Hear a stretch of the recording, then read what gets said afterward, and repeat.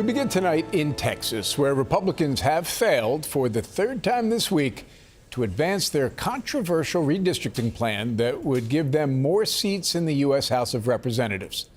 Democrats fled the state in protest, and now the fight for control of Congress is spreading to other states.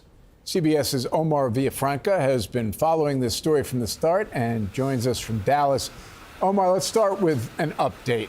What can you tell us about what happened today at the state legislature? Well, the Republican-led House, Jim, tried to gavel in, but with more than 50 Democrats out of state, they just didn't have a quorum, so they couldn't get to the business of trying to work on those maps. Now, the state speaker of the House said members who don't show up will not get their paychecks, they will not get their per diem, and they're going to have to come pick them up in person. Also, the 30% of their operating budget for the office will be held back, and that's on top of the $500 fine a day that they're being docked for not being there. They're going to try to redo this again on Monday. All right, so Republican Senator John Cornyn says the FBI approved his request for assistance. The FBI. Can you help us understand what is actually happening now?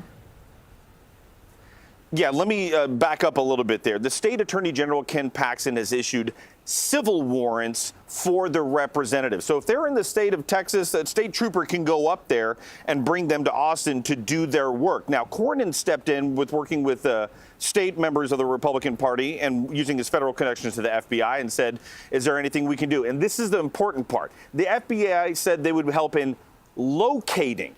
What that exactly means, our Justice reporter Jake Rosen was trying to get some information from the FBI on what locating means. They did not have a comment, but it's worth noting those civil warrants are only valid in the state of Texas, not in Illinois, not in New York or Massachusetts or California. All right, important distinction. Now, this is no longer isolated simply to Texas. You have Democrats and Republicans nationwide that are getting involved. So what does this mean in terms of how other states are responding?